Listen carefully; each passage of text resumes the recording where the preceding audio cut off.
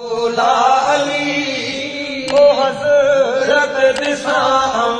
हर गली लाए वसल बाजानियां सदके शहीद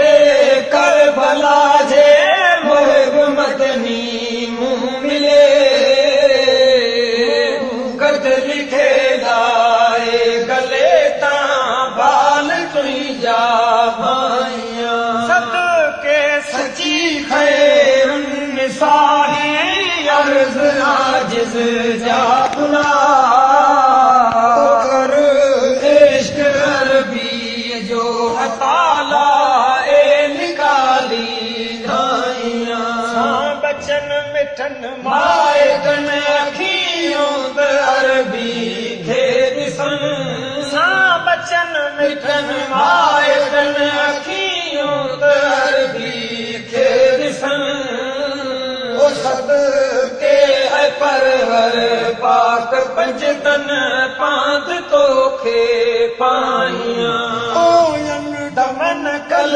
मो पड़ी वञा होत जीवन जल चढ़ी ओ ॾिसां घोट मदनी उन घड़ी तां गुण तुई जा गाइयां सुण नेक मोहम्मद जी निदा खल्क जा खालिक खुदा सुन नेक मोहम्मद जी निदा खल्क जा खालिक खुदा उठिए शान कल में अलविदा न लायक आइयां खैरुल वरा नामे खुदा रख ख्याल बानी बार में ओ मकबूल कर मुंहिंजी दुआ आहे साल तो सरकार में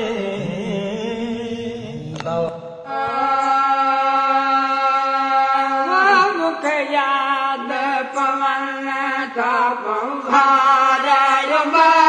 वो मुखे याद पवन का पंभार मारा सदा तो भरा के संघार मारा वो मुखे याद पवन का पंभार मारा वो मुखे याद पवन का पंभार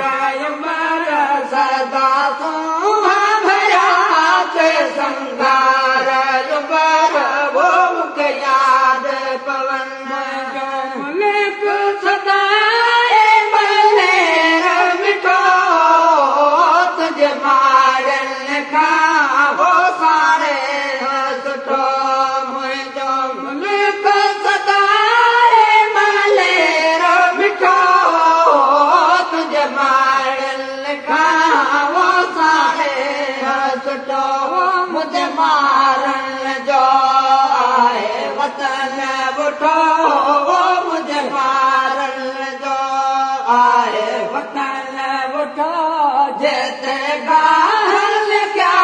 बल्लेदार मारा वो मुख याद पवन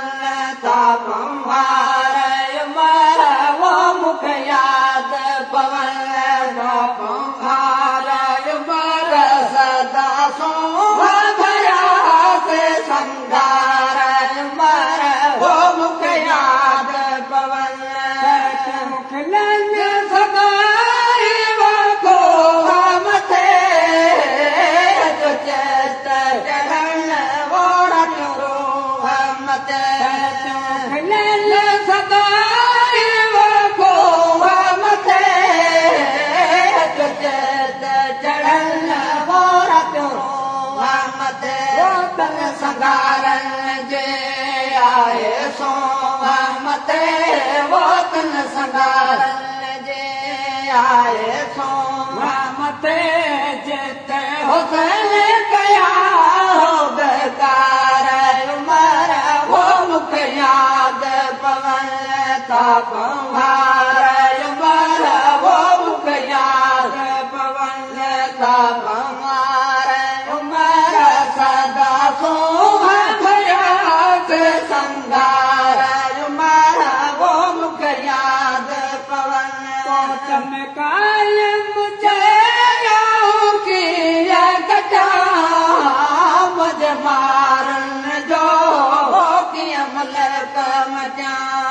घाट में कायम चयो के कचा मजमारन जो की अमल का मचा वञ सरतन सां गॾु सगर सचा वञ सरतन सां गॾु सगर